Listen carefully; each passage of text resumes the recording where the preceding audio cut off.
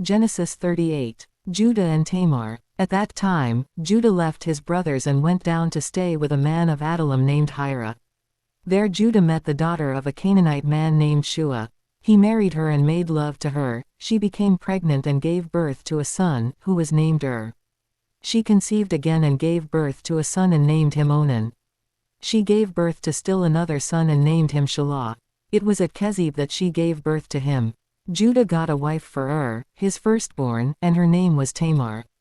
But Judah's firstborn, was wicked in the Lord's sight, so the Lord put him to death. Then Judah said to Onan, "Sleep with your brother's wife and fulfill your duty to her as a brother-in-law to raise up offspring for your brother."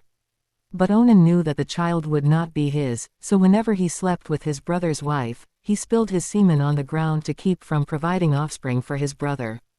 What he did was wicked in the Lord's sight, so the Lord put him to death also. Judah then said to his daughter-in-law Tamar, "Live as a widow in your father's household until my son Shelah grows up." For he thought, he may die too, just like his brothers. So Tamar went to live in her father's household. After a long time Judah's wife, the daughter of Shua, died. When Judah had recovered from his grief, he went up to Timnah, to the men who were shearing his sheep, and his friend Hira the Adullamite went with him. When Tamar was told, "Your father-in-law is on his way to Timnah to shear his sheep," she took off her widow's clothes, covered herself with a veil to disguise herself, and then sat down at the entrance to Enaim, which is on the road to Timnah.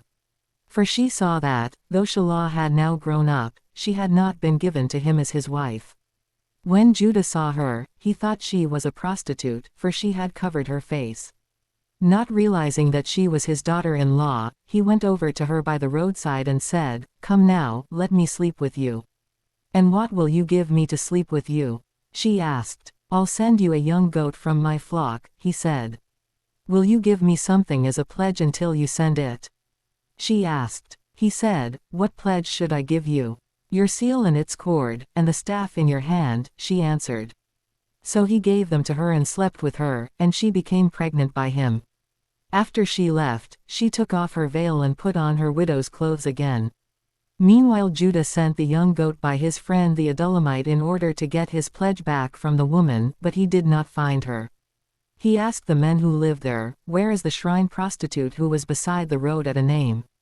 "There hasn't been any shrine prostitute here," they said. So he went back to Judah and said, "I didn't find her."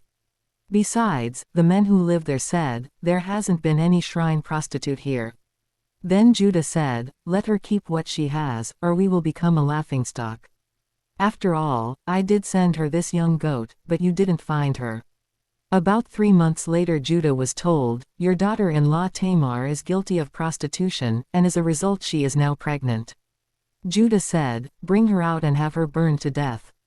As she was being brought out, she sent a message to her father-in-law. "I am pregnant by the man who owns these," she said. And she added, "See if you recognize whose seal and cord and staff these are."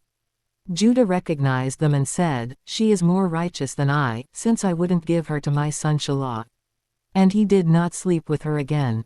When the time came for her to give birth, there were twin boys in her womb. As she was giving birth, one of them put out his hand, so the midwife took a scarlet thread and tied it on his wrist and said, "This one came out first." But when he drew back his hand, his brother came out, and she said, "So this is how you have broken out." And he was named Perez. Then his brother, who had the scarlet thread on his wrist, came out. And he was named Zerah.